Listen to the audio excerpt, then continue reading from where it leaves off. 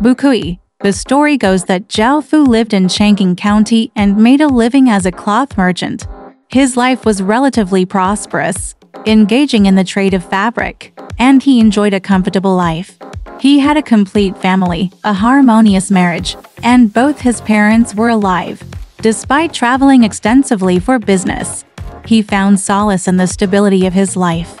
Once, Zhao Fu went to a different town and encountered a fortune teller at a marketplace.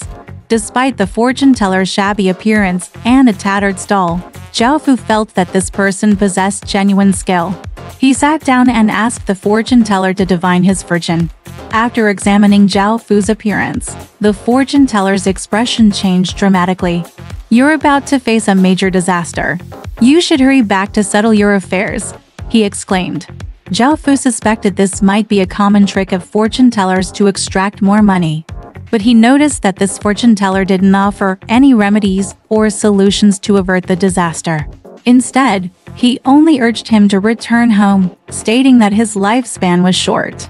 Zhao Fu gave him some money, and the fortune teller accepted just a few copper coins, barely enough for a meal. Believing the words of the fortune teller, Zhao Fu began to fear for his life. He hastily packed his belongings and returned to Chang'an along with his wealth.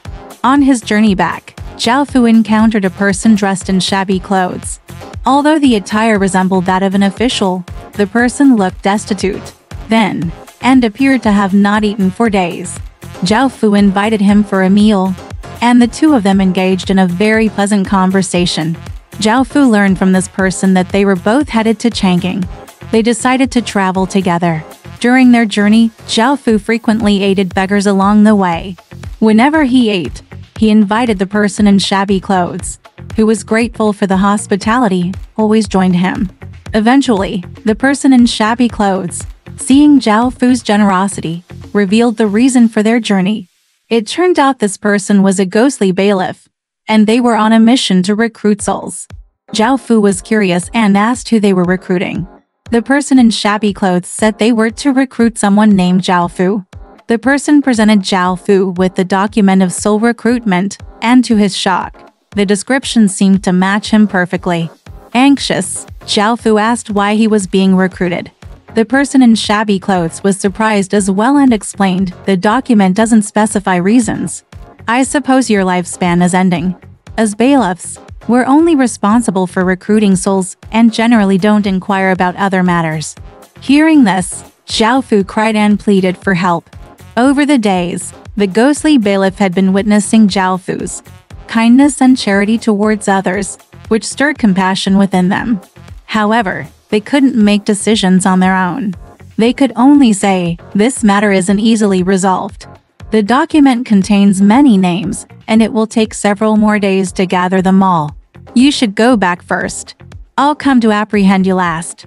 As they continued, they reached a riverside. Seeing travelers struggling to cross the river, the ghostly bailiff suggested to Zhao Fu, "Since you're about to die, and money won't be of use, why not perform some good deeds? Build a bridge here to help people cross the river. Although it will cost a lot, it might bring benefits for you." Back at home, Zhao Fu informed his wife about his impending death and asked her to make preparations. He gathered a group of craftsmen to repair the bridge.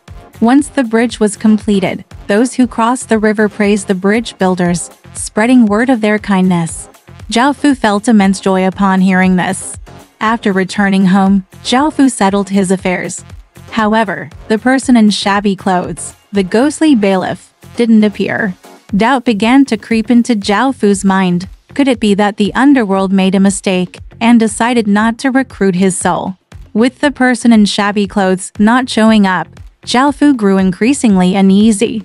He repeatedly prayed that the ghostly bailiff wouldn't come. But as the saying goes, fear invites the very thing one fears. Just as Zhao Fu was thinking about it, the person in shabby clothes arrived. Immediately upon entering, the ghostly bailiff congratulated Zhao Fu with a respectful gesture, leaving Zhao Fu puzzled. Upon inquiry, the bailiff explained, "Congratulations. You don't have to die. I've sent a group of souls back to the underworld. Additionally, I reported the bridge repaired to the city god, who conveyed it to the underworld. They decided this act could extend your lifespan. You've been removed from the list of recruited souls. I came here specifically to inform you.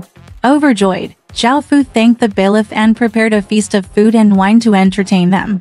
As time passed, a bond formed between Zhao Fu and the ghostly bailiff. Whenever the bailiff came to Chang'an, they would meet up for drinks. During one such gathering, the bailiff revealed the whole story to Zhao Fu. It turned out that Zhao Fu's soul was initially marked for recruitment due to a specific incident. Years ago, Zhao Fu had unknowingly pressured the price of cloth in a village, causing several families to go bankrupt. Combined with years of drought, one family even perished due to hunger. Hearing this, Zhao Fu was overwhelmed with guilt. He believed he bore great responsibility for that family's tragedy. The bailiff comforted him, saying, "Buying low and selling high is a common practice for merchants. Your actions weren't entirely to blame. The cloth prices had already dropped significantly that year. Your behavior wasn't unreasonable. Recently, by repairing the bridge and performing good deeds, you've accumulated merit, which offsets your previous mistakes. Remember, never cross the boundaries of human decency." Zhao Fu nodded in agreement. From then on, Zhao Fu always offered fair prices when trading cloth. Over time, his reputation in Chang'an County grew, and people were more than willing to do business with him. Despite accumulating significant wealth, Zhao Fu remained grateful. Each year, he allocated a substantial amount of money to help the less fortunate. Zhao Fu lived to the age of 89. When the ghostly bailiff came to take him, he uttered only one phrase: "This life was worth it." Alright, this story has come to an end. If you liked it, please give it a thumbs up. Thank you.